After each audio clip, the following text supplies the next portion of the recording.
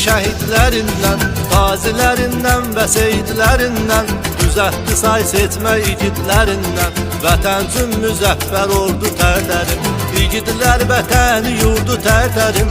Düşmənə çox zərbə vurdu tərtərim, baş əymədi önündə qüdrəti ilə, yenilməz qala tək durdu tərtərim.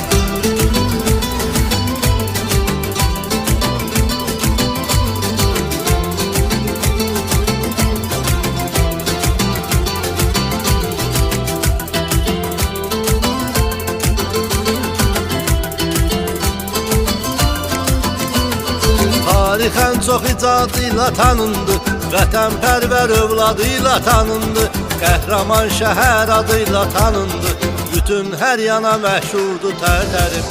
İgidlər vətəni yurdu tərtərim, düşmənə çox zərbə vurdu tərtərim. Baş əymədi önündə qüdrəti ilə, yenilməz qala tək durdu tərtərim.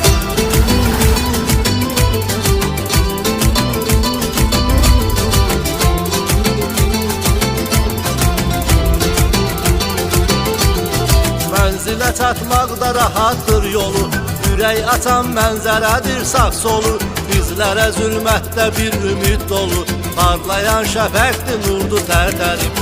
İgidlər vətəni yurdu tərtərim, düşmənə çox zərbə vurdu tərtərim. Baş əymədi önündə qüdrəti ilə, yenilməz qala tək durdu tərtərim.